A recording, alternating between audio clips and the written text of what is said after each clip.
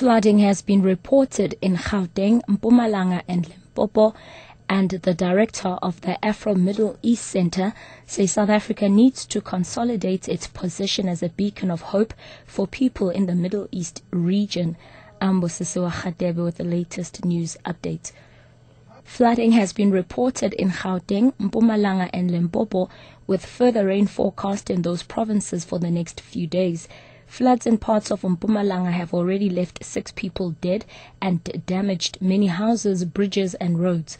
Agri-South Africa President Theo de Jager says farmers are still assessing the extent of the damage they've suffered. Some of the orchards are completely lost. A number of game farmers have complained about damage to their lodges. Low water bridges on farms have been washed away. Farmers are still looking for some livestock. I think the hardest hit are some of our members from the emerging farming sector. We've also have some crisis with bookings at private game lodges for the game farmers who will now have to get along without the income from that.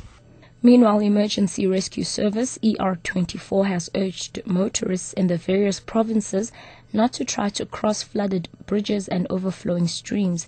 ER24 spokesperson Vanessa Jackson. We just want to reiterate the fact to the people that they must please not try and cross roads where there's a lot of water, as your car will definitely be washed away and you could suffer very severe injuries.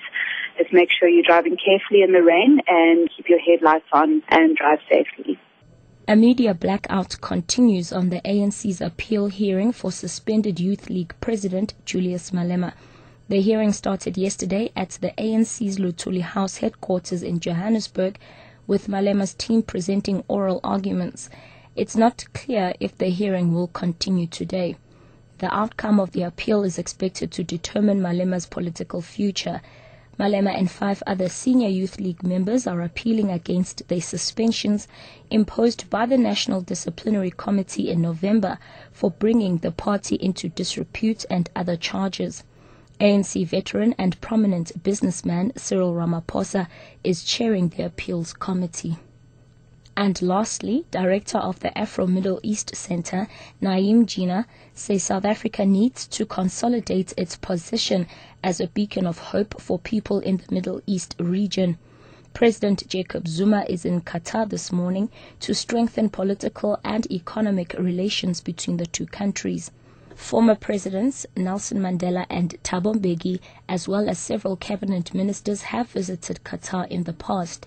But Naeem Jina says South Africa has lost its relevance in the Middle East region. In the Middle East, North Africa region, South Africa was looked upon as a kind of inspiration, as a model, as people who had something to share, etc. Now, South Africa is becoming much more irrelevant to people in the region because we really haven't played too much of a role in terms of that region and things that are taking place in that region, including if we consider the kind of role or non-role that South Africa played in terms of uprisings on our own continent, Tunisia, Egypt, and Libya. So, developing a relationship with Qatar can also be a way in which South Africa can make itself again relevant within the region. Catch the latest news anytime here on Newsbreak Option 1.